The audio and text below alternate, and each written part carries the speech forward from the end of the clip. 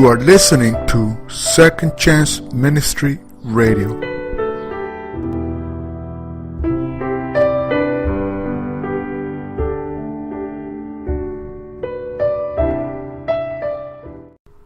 Gods and Kings. Chronicles of the Kings.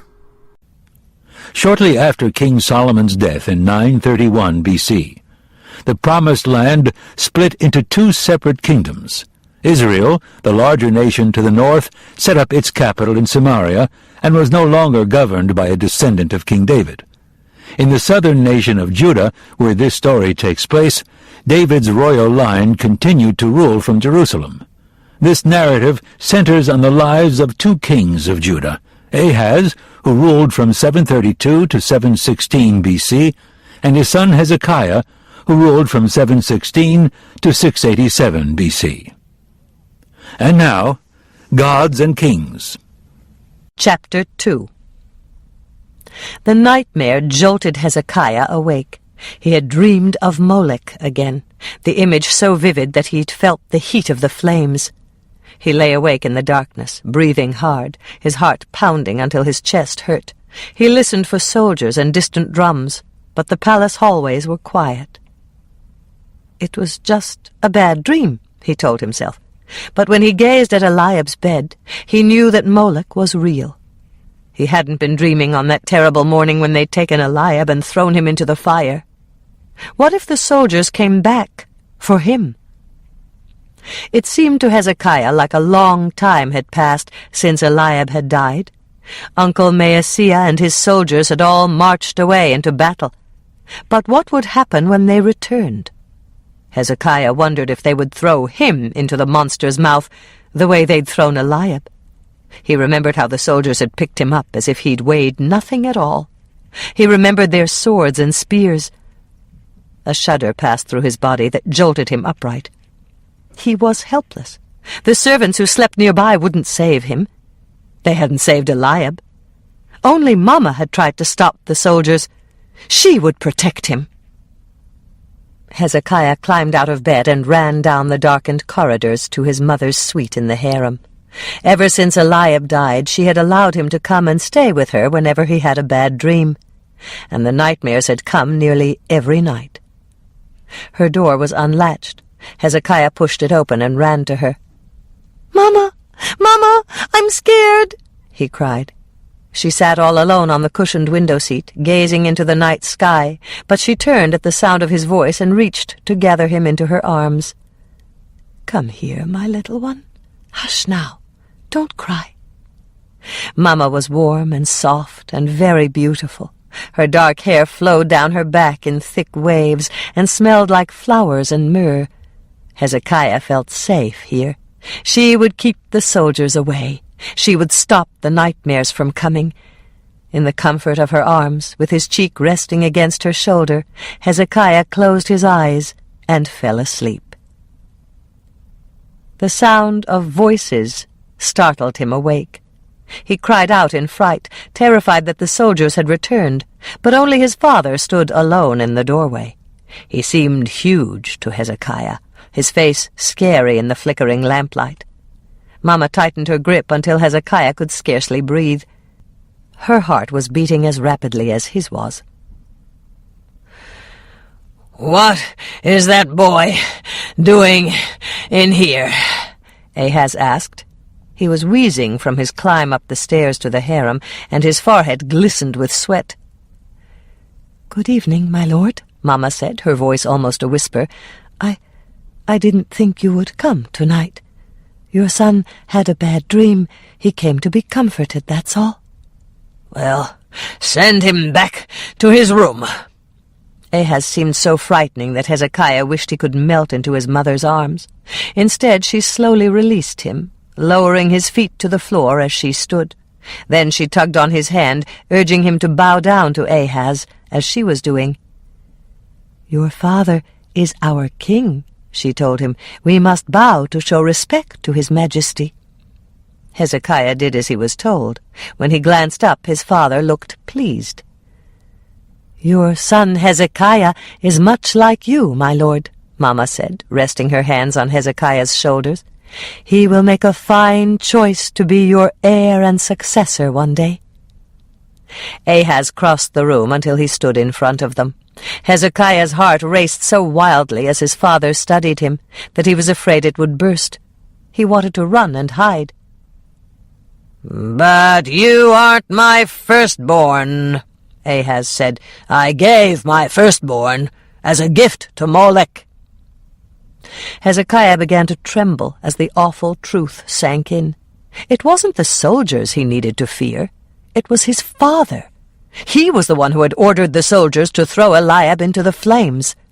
And Ahaz had the power to kill him the same way. At last, Ahaz looked away. He loosened the belt of his tunic as he turned to Hezekiah's mother. "Didn't you hear me, Abijah? I said, send the boy away." "Of course, my lord." She smiled, but Hezekiah knew it wasn't her real smile. She looked so different that a chill shivered through him.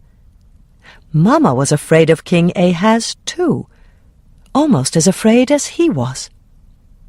Hezekiah wriggled free and ran past his father, not stopping until he reached his own room. He slammed the door and leaned against it, as if to barricade himself inside. He felt sick with fear. His father had killed Eliab. The king was the most powerful person there was. Who could possibly protect Hezekiah from the king? He was wide awake now, every muscle and nerve ending tingling. Where could he hide? His mother's room was no longer safe. He was afraid to stay here, but terrified to leave. He stood frozen in place, wondering what to do. Gradually his eyes grew accustomed to the darkness, and his breathing slowed to normal. The corridors outside his room were quiet and still. As the familiar contours of his room began to take shape, the shadows seemed less menacing. He could distinguish the bronze lampstands against the wall, the ivory table beneath the window, the charcoal brazier glowing faintly, his rumpled, empty bed. And Eliab's. Tears filled his eyes and ran down his face as he remembered his brother. They had clothed Eliab in a tunic of white linen and forced him to walk in the procession to the valley of Hinnom, sleepy and bewildered. Their father, dressed in royal robes, had led that procession. He had offered his firstborn to Molech. But what Hezekiah didn't understand was why. Why had his father killed Eliab? Abijah moved forward into Ahaz's arms, desperate to hide her emotions from him. He seemed proud of what he had done, calling Eliab a gift to Molech. But Abijah remembered the holy laws her father had once taught, and those laws said that firstborn sons belonged to Yahweh. Their lives were to be redeemed with silver, not offered to idols. Yahweh wanted his children to serve him with their lives, not their deaths. But Abijah didn't dare speak such thoughts out loud. She leaned against her husband, forcing herself not to cry or yield to the grief that still consumed her. For Hezekiah's sake, she had to push aside her own revulsion as Ahaz's hands touched her. She must smile in spite of her pain. "Do I please you, my lord?" she murmured as she returned his caresses. "This is a good beginning," he said, bending to kiss her. She pretended to return his kisses, to act as if she enjoyed them. Then Ahaz stopped suddenly. "Why do you ask?" he said. Her heart began to pound. She was afraid that she had overacted and made him suspicious. Because I want so much to please you." She hoped he wouldn't see through her clumsy reply, and quickly added, "I know you have several concubines, but I'm your only wife. Perhaps I'm a little jealous of them?" Ahaz grinned, and she hated him more fiercely than she ever thought possible. She buried her face against his chest again to hide her loathing. "I want to be the one you come to each night," she said. "King David had a favored wife. I want to be yours." "Shall I call you Bathsheba, then?" he asked as he kissed her neck. She pretended to laugh. "If you'd like to, my lord." Abijah knew that David had chosen Bathsheba's son to be his heir, even though Solomon wasn't his firstborn. If she could win Ahaz's favor above all the other women in his harem, if she was the one he came to for comfort and solace, she could ask him to designate Hezekiah as his heir someday. She loved her son enough to do that for him, to save him from Molech, even though she would have to sacrifice her own pride and dignity in order to do it. This first night would be the most difficult, she told herself, coming so soon after Eliab's death. Maybe in time she would learn how to close off her mind and pretend she was somewhere else whenever Ahaz came to her. Maybe in time she would no longer be repulsed by him every time she held him. Abijah drew a deep breath and played her part, determined to do everything in her power to please Ahaz, for her son's sake. But when someone interrupted them, pounding insistently on the door, Abijah felt immensely relieved. "Who is it?" Ahaz shouted. "Your Majesty, please forgive me for disturbing you," one of the chamberlains said from behind the closed door, "but a messenger just arrived with news of your army." Abijah felt Ahaz grow tense. She looked up at him and saw his undisguised fear.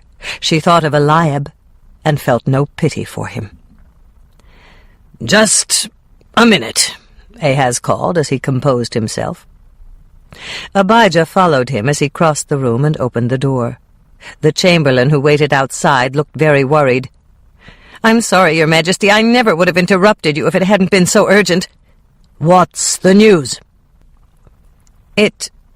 It's not good, I'm afraid. And there are 2 other reports that I think you should see." Ahaz turned to Abijah, and she saw how unsure of himself he was. He wanted to escape into her arms, not handle this crisis. She knew then that her plan to win his confidence would work. She could take advantage of his weakness and use her charms to influence him. If she could just push aside her revulsion and pretend that she loved him, she could find out what this crisis was about and what his plans were. Because if he was going to offer another sacrifice to Molech, she needed to hide Hezekiah from him. She reached up to caress her husband's neck. "If you would like, my lord, I will gladly come and wait in your chambers until the meeting ends." His eyebrows lifted in surprise. His face wore a vulnerable expression that she'd never seen before, as if her offer had touched him. Ahaz had always come to her rooms. She had never offered to go to his before. "I would like that very much," he said. He smoothed his thin, pale hair into place and wiped the beads of sweat from his forehead. Then he turned to his chamberlain. "Why does disaster always strike in the middle of the night?" he asked as they left together. "I don't know, Your Majesty." Abijah closed the door behind them, and their voices faded as they hurried away. She felt filthy for play-acting with him, for allowing her son's murderer to caress her, and she fought the urge to take a bath. This was just the first of many nights she would be forced to spend with him, and she wondered if she would ever get used to being with a man she despised. She sat down on the curtained bed for a moment and allowed the tears she had been holding back to flow. When they were finally spent, she dried her eyes and steeled herself to go downstairs. She would wait for Ahaz in his bedchamber.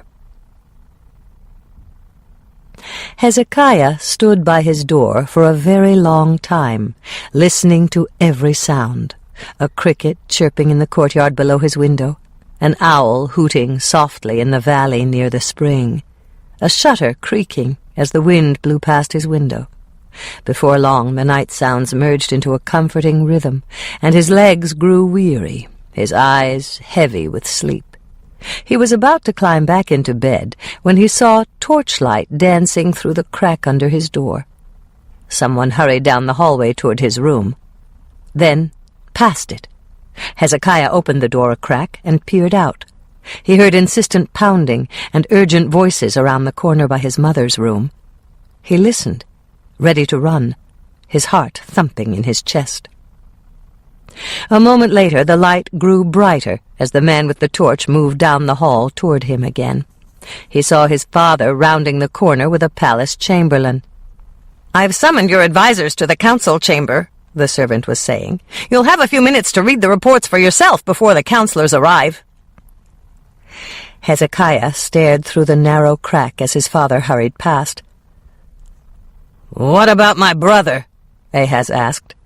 "Did the messenger say where Maaseiah is?" Hezekiah didn't hear the reply. The voices grew faint as the men disappeared down the stairs. He stood shivering in the darkness, the floor cold beneath his bare feet.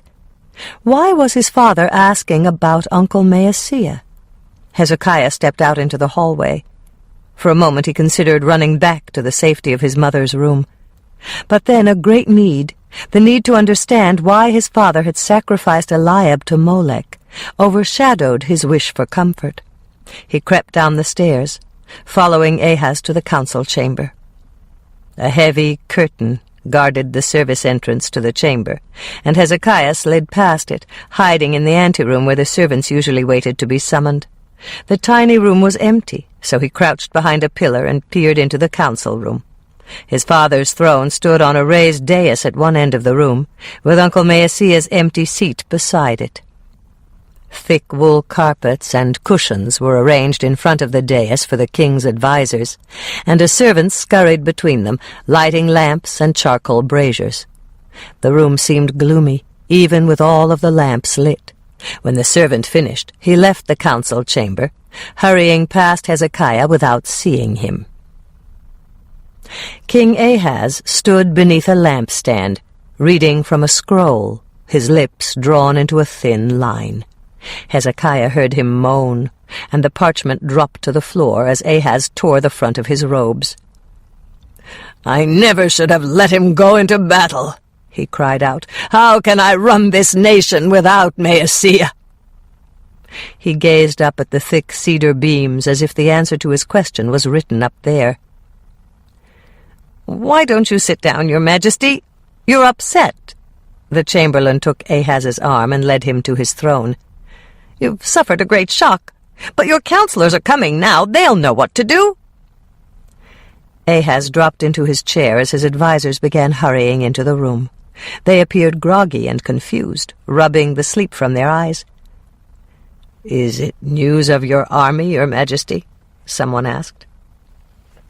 Hezekiah stiffened, suddenly alert. He remembered the endless rows of soldiers that had lined up in the palace courtyard and forced him to walk down the hill to the Hinnom Valley. They had carried him up the steps to the monster's platform, then surrounded it so that he and Eliab couldn't escape. His father's army.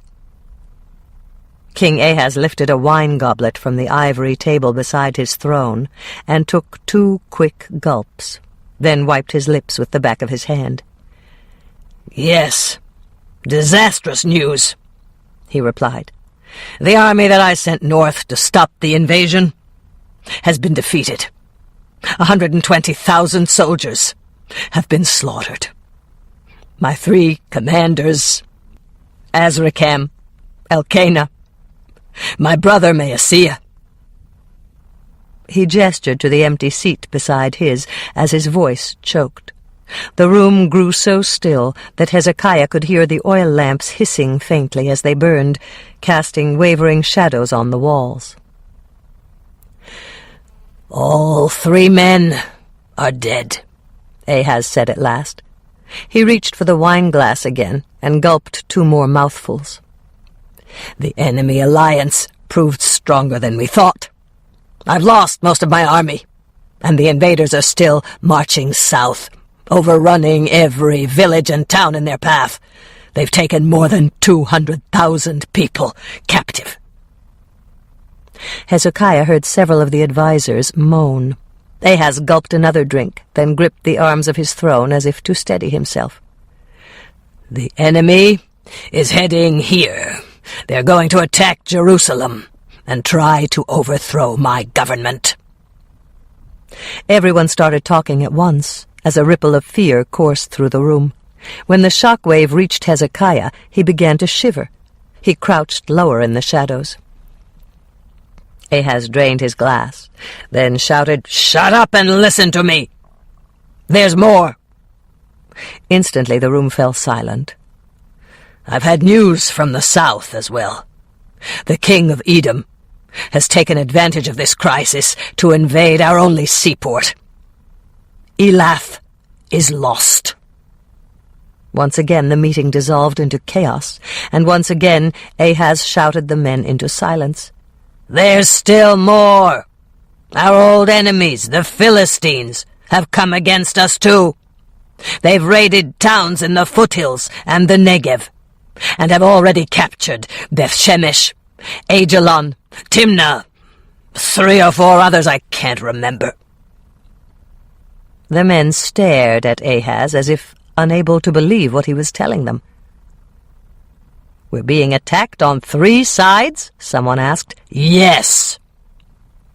Hezekiah didn't understand what was going on, but he could tell by the tense murmuring that these men were afraid. He listened breathlessly. "What are we going to do?" another man asked. "For the time being, we'll have to forget about the Edomites and the Philistines," Ahaz said. "Our most serious threat is from the Northern Alliance. The Aramean army will reach Jerusalem within a few days. They're organized and powerful, and we have very few soldiers left. So, you tell me, what are we going to do?" He gazed at his advisers for several long moments, but none of them replied. Ahaz's voice rose to a shout. "Doesn't anyone have a word of advice?" A nobleman seated near the front finally stood. "Your Majesty, if Jerusalem is facing a lengthy siege, we must consider our water resources." The man wore several gold rings on his fingers, and whenever he gestured, Hezekiah saw a pattern like fireflies on the ceiling above his head. "The rainy season is still months away," the man continued, "and the city's cisterns are getting low. Is there any way we can defend the Gihon spring? Otherwise, once we seal the city gates, we'll be cut off from our water supply." "I know perfectly well where the spring is," Ahaz shouted. "Everyone in Jerusalem knows that we don't have any fresh water inside our walls. But what can we possibly do about it now? The enemy will be here in a matter of days." He glared at the man as if challenging him to answer. He shrugged and sat down. "So, he has no advice for me," Ahaz said. "Do any of the rest of you?" From the back of the room, almost against the rear wall, a lone figure rose to his feet. "I do, Your Majesty." "Who are you? Come forward where I can see you." "I'm Uriah, High Priest of the Temple of Yahweh." He spoke in a deep, clear voice, and unlike Ahaz's other advisers, he appeared calm. He was tall and powerfully built, and he strode forward with such a commanding presence that Hezekiah curled up in the shadows where he was crouching, suddenly afraid. He couldn't help comparing the high priest to Ahaz, and the king came up short on every point. Uriah had muscular shoulders and a broad chest, but Ahaz was flabby and round-shouldered, with no muscles beneath the fat. Uriah's black hair and beard looked full and thick, while the soft reddish hair on Ahaz's face formed only a scraggly beard. The priest seemed to have no wasted motion, his every gesture sure and powerful, while Ahaz's hands fluttered and fidgeted nervously. Hezekiah was surprised to see his father lean forward in his seat, as if in awe of the tall priest. "You have permission to speak, Uriah." "Your Majesty, our nation needs a strong ally to come to our defense in this crisis. I suggest that we quickly approach one of our neighboring nations for help." An excellent suggestion, Ahaz said, settling back on his throne again. Now the question is, which nation would be most likely to help us? I've given it a great deal of thought, Uriah began, but Ahaz cut him off. Which nation does our enemy fear the most? I want to choose an ally that will fill the Arameans' hearts with dread. Your Majesty, it might be better if I want an ally that will make them retreat out of Judah as soon as they hear the news of our alliance. Which nation would do that? The man with the many rings rose to his feet again. Your Majesty, the Assyrians are the Arameans' greatest threat. The Assyrian Empire is already vast and far-reaching, and I'm sure the king of Aram fears becoming the next target of their aggression. Perfect, Ahaz shouted. Would the Assyrians be willing to ally themselves with us? He asked Uriah. An alliance with us would certainly give them a foothold in this region, which is what they're looking for, Uriah replied. But I think we should consider a less dangerous ally first. The Assyrians are a vicious, violent, bloodthirsty nation, and I think it would be a mistake to ask them to— Good! The more bloodthirsty the better, Ahaz said. I want the men who killed my brother to suffer. His words jolted Hezekiah. He wanted to punish the man who killed his brother, too. But how? The man responsible was his father, the king. Uriah's right, Ahaz continued. We must convince another nation to come to our defense. We are in no position to defend ourselves without an army. The stronger that ally is, the better. He drew a deep breath. We'll send a gift of tribute to Assyria and propose an alliance. This gift must be very lavish in order to convince them that we are a worthy ally. We'll need to send gold, silver, precious stones, and we'll need to act quickly before the enemy lays siege to Jerusalem. But, Your Majesty, someone protested, where will this gift come from? There's no time to levy taxes, and we've already emptied the royal treasuries to equip Maaseiah's army. King Ahaz glanced all around the room, as if hoping that bars of gold would magically appear. Then his eyes fell on the high priest, still standing in front of him. Uriah, you will remove the gold and other valuables from the Temple of Solomon. Uriah looked distressed by Ahaz's plan. But, Your Majesty, the temple storehouses are nearly empty.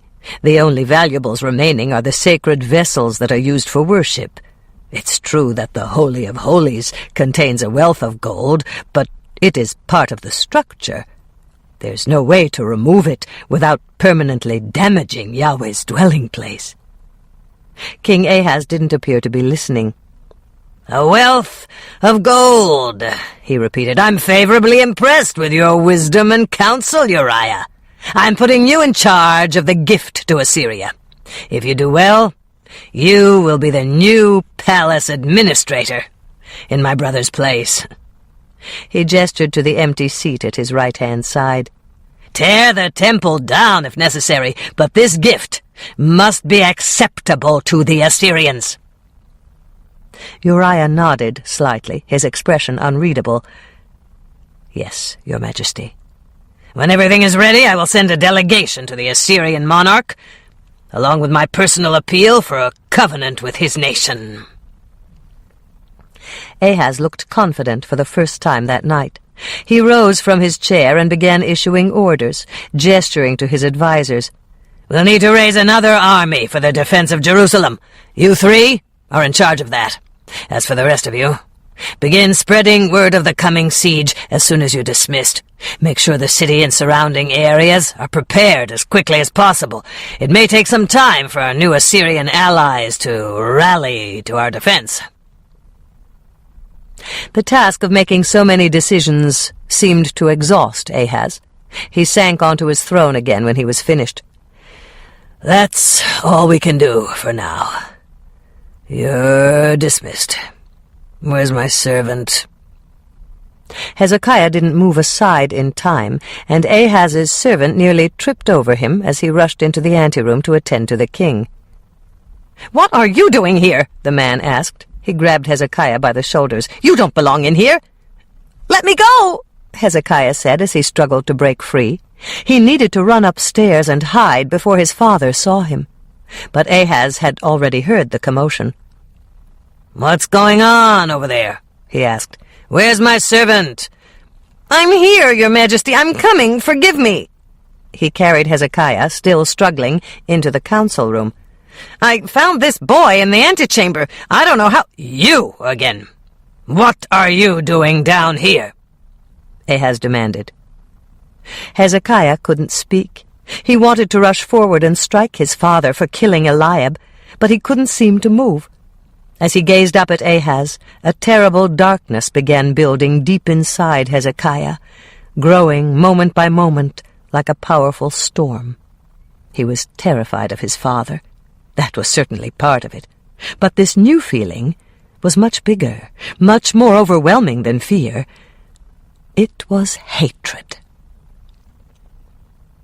"Why are you looking at me like that?" Ahaz asked. "Get him out of here!" The servant picked Hezekiah up and hustled him from the room. During the brief disturbance with the king's son, Uriah had time to refocus his thoughts. He had been too astounded by his sudden promotion to palace administrator to think clearly a moment ago. Now that the boy was gone, he strode to the front again. "One moment, please, your majesty. I'd like to make one further suggestion." "What is it?" "I'd like to advise you to include a public sacrifice to Yahweh in your plans, my lord. We will need divine help in this crisis." Ahaz sat up straight. "Another excellent suggestion, Uriah. I'm impressed with your wisdom. However—" Ahaz gathered the sparse whiskers of his beard together, looking thoughtful. Uriah heard the hesitation in the king's voice as he paused. "However, I don't think it would be appropriate to sacrifice to Yahweh after emptying his temple's storehouses," he finally said. "I'm uneasy about that. Surely you understand." "No, we've already sought the help of Molech, the most powerful of all the gods. He won't desert us now, especially after I've personally sacrificed so much. So before the siege begins, we will hold another sacrifice to Molech." Uriah's stomach turned over in horror at what he'd unwittingly initiated. He searched for a way to argue with Ahaz, to contradict him, but came up blank. Only a fool questioned the king's decisions. Ahaz turned to the rest of his milling advisers, challenging them. "Perhaps those of you who withheld your sons from Molech the last time will consider the great danger this nation is in. We need Molech's great power in this crisis, and so we all must sacrifice a son this time. He's a demanding god, but surely we can father a dozen sons once Molech saves us from destruction." Uriah reeled in shock at the king's words.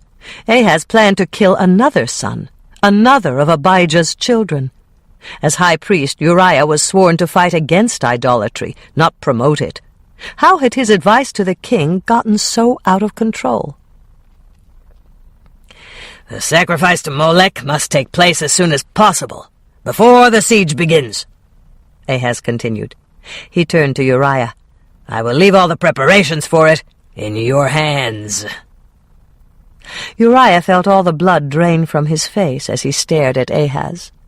For a long moment he was unable to speak. When he finally did, his voice didn't sound like his own. I'm a priest of Yahweh, your majesty, not Molech." "You're the new palace administrator," Ahaz thundered, gesturing to his brother's empty chair. "Unless you don't want the job?" Uriah stopped breathing.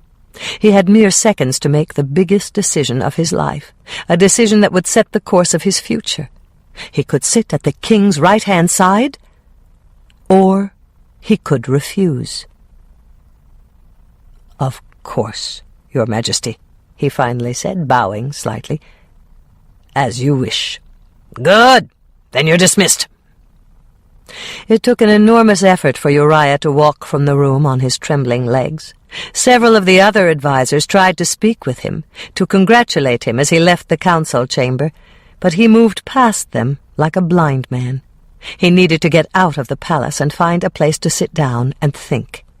Moving on instinct, he headed up the hill to the temple.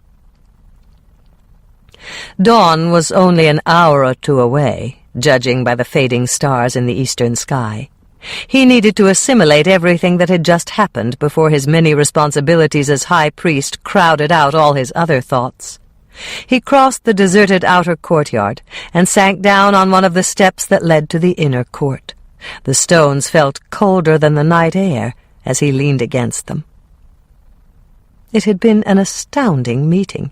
Uriah had seized the opportunity of Prince Maaseiah's death to catapult himself from the back row of the council chamber to the king's right-hand side.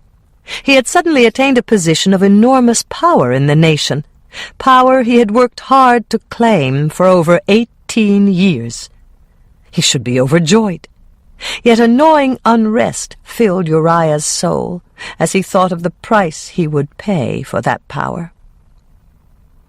He would have to desecrate Solomon's temple, plundering its gold for the Assyrian tribute. He dreaded being responsible for that destruction, but he knew that King Ahaz would take whatever gold he wanted, whether Uriah approved or not. At least he could try to hold the damage to a minimum. No, the root of his unrest was the sacrifice to Molech. Uriah was Yahweh's high priest. How could he deliberately take part in idol worship? Yet if he refused to preside over the sacrifice, he would forfeit his new position as palace administrator. Once again he would be a powerless priest in the crumbling temple of Yahweh, struggling to scratch out a living from meager offerings. One of Molech's priests would gladly do the king's bidding, and he would be the one to gain preeminence as high priest of the nation. Uriah clenched his fists. Never. He would fight for what was rightfully his. Yahweh was the only God of Israel, and all the power belonged to his high priest, not Molech's. Uriah determined to do whatever needed to be done. After all, the palace administrator merely made all the arrangements for the sacrifice. He wouldn't have to officiate. Uriah looked up at the holy sanctuary looming above him in the darkness. The white stones appeared solid and substantial from where he sat in their shadows, but he knew that daylight would quickly reveal the truth of how badly the structure had deteriorated over the years. In its prime, Yahweh's temple had been the pride of his nation, but now it stood forlorn, like a deposed queen, clothed in the remnants of her former glory. Uriah shook his head, as if to erase the pitiful sight. Ever since he'd inherited the priesthood, he'd watched helplessly as the institution that he served decayed from apathy. His countrymen had neglected the Lord's temple and the required tithes and offerings for so many years that the priests and Levites could barely make a living, much less afford repairs to the building. Most of his brethren had deserted Jerusalem long ago, ignoring their regular terms of duty to pursue other means of supporting their families. Meanwhile, the worship of Yahweh had become stagnant, stuck in a routine of traditions and rituals that no longer had meaning for the people. Yet the priests and Levites who remained were opposed to change. Uriah had deliberately pursued a position of power in King Ahaz's court, vowing to restore the temple of Yahweh to its rightful place of authority in the nation. He had sat in the back row of the council chamber for nearly 2 years, watching for an opening, waiting for his chance at power. Now it had come. The only obstacle in his path was the sacrifice to Molech. He sat on the cold step for a long time, watching the eastern sky grow lighter and lighter, When the sun finally peaked above the Mount of Olives, he shaded his eyes from it. He would have to leave soon.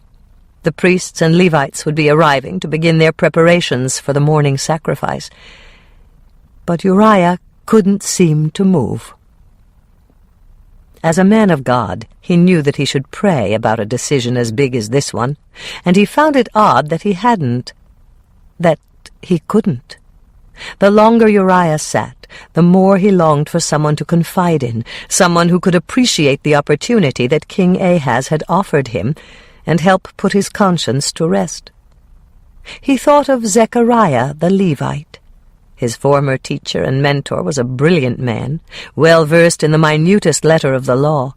He was also an astute politician, setting the example Uriah had followed in pursuing political power.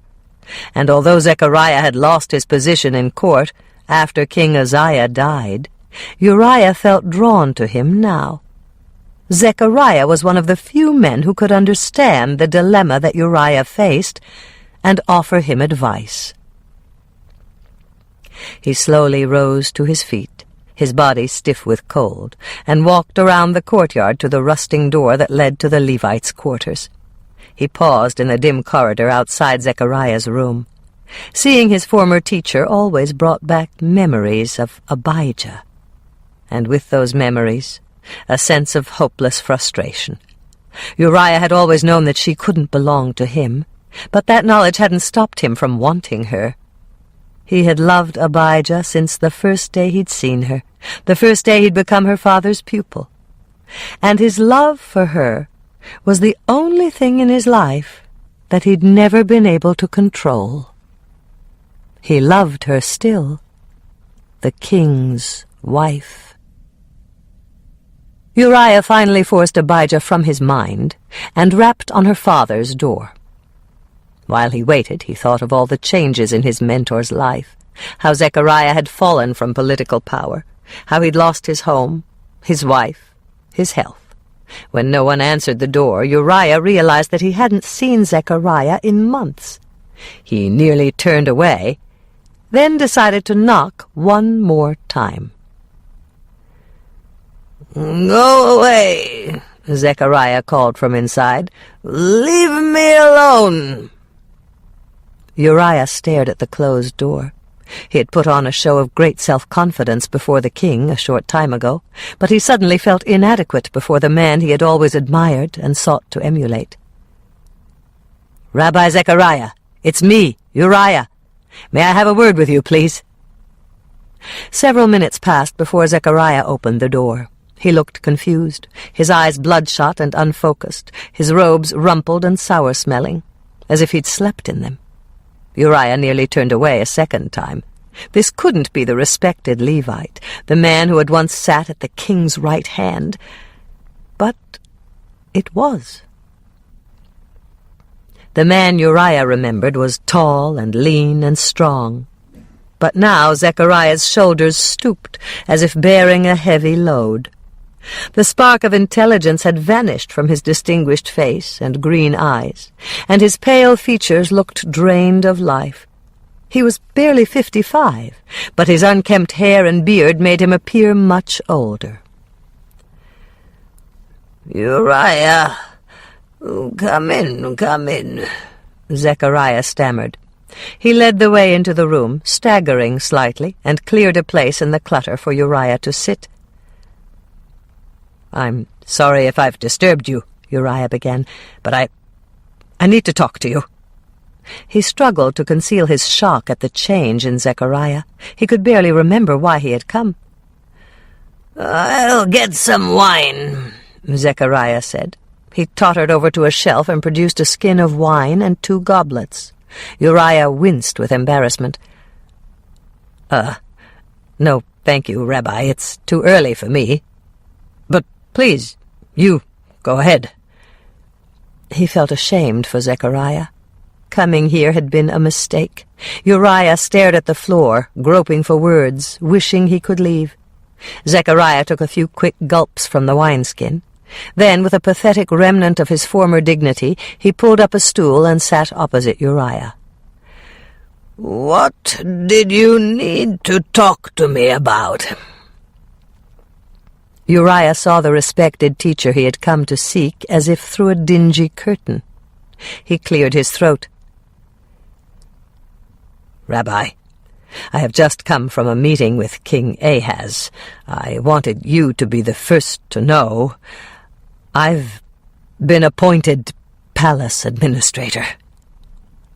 But what about Prince Maaseiah?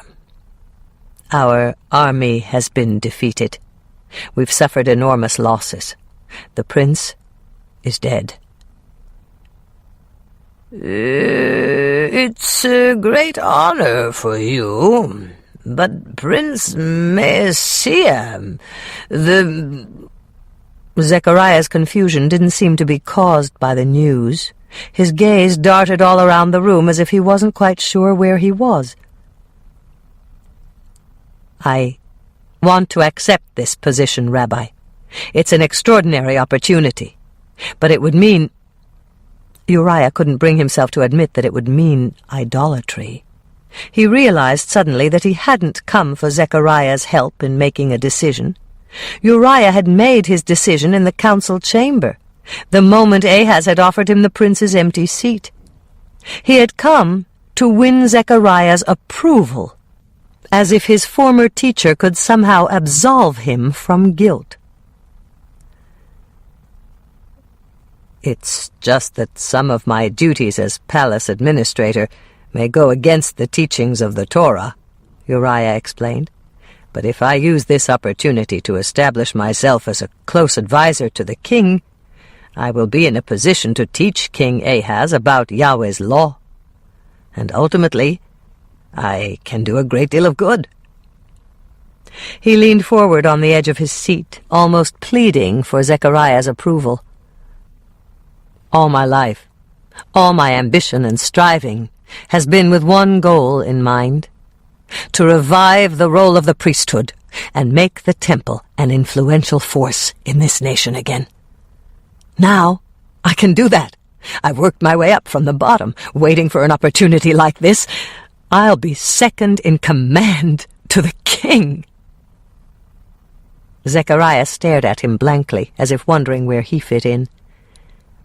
I know there are some priests and Levites who will object to what I'm doing, Uriah quickly continued, and I'll need your help in winning them over. You're a man of influence here in the temple. Surely you can understand what I'm trying to accomplish. You once held the same position in the palace, and you... Uriah stopped, keenly embarrassed for reminding this broken, disheveled man of the power and position he had once held and lost. I just wanted to ask if I could have your support, he finished. My support? Zechariah echoed. He stared at Uriah for a moment, then a faint smile flickered briefly across his face. Yes, Rabbi, please support me in this. If I make a few concessions to Ahaz in order to gain his confidence, I can begin to teach him Yahweh's law, the way you once taught King Uzziah. Zechariah's head jerked backward at the mention of Uzziah, as if Uriah had slapped him. Zechariah stared at him with watery eyes, then stood and shuffled to the shelf to retrieve the wineskin. You're going to teach Ahaz? Make him stop his idolatry? He asked with his back turned. Uriah winced. It may take some time, Rabbi, but that's what I hope to accomplish. Eventually. Zechariah raised the wineskin to his lips and swallowed, then wiped his mouth with his fist. Uriah waited. You've always had more ambition than any of the others, Zechariah said at last. I won't oppose you if you decide to accept the position. His voice carried no enthusiasm. Thank you, Rabbi. Uriah stood and inched toward the door, eager to leave. There are several announcements from the king that I need to discuss with the chief priests and Levites. So I'm calling for a meeting at noon today. If you'll contact the chief Levites, I'll notify the chief priests." Zechariah nodded but didn't face him. "Thank you, Rabbi. Shalom." Uriah hurried from the room, closing the door quickly. His mentor's pathetic state had unnerved him, and he struggled to regain his composure as he wandered down the corridor. When he finally emerged into the sunlight again, he stopped, closing his eyes to summon the image of himself that he had so carefully practiced, the one he had successfully portrayed before the king, the erect posture, the controlled gestures, the intimidating stare of a man of authority. Then he willed his body to conform to that image. Once he felt outwardly in control, Uriah battled to untangle his conflicting thoughts and feelings. He couldn't imagine how a man as great as Zechariah had ended up in such a state. But now that Uriah had a chance to be as influential in the nation as Zechariah had once been, he was determined not to let the opportunity pass, even if it meant temporarily violating the Torah. A nagging voice tried to remind him of the price he would pay for disobeying the law, but Uriah chose to ignore the voice. Yahweh's temple would regain the power and glory it once enjoyed in the days of King Solomon. Uriah would not let this institution crumble into obscurity. He would not.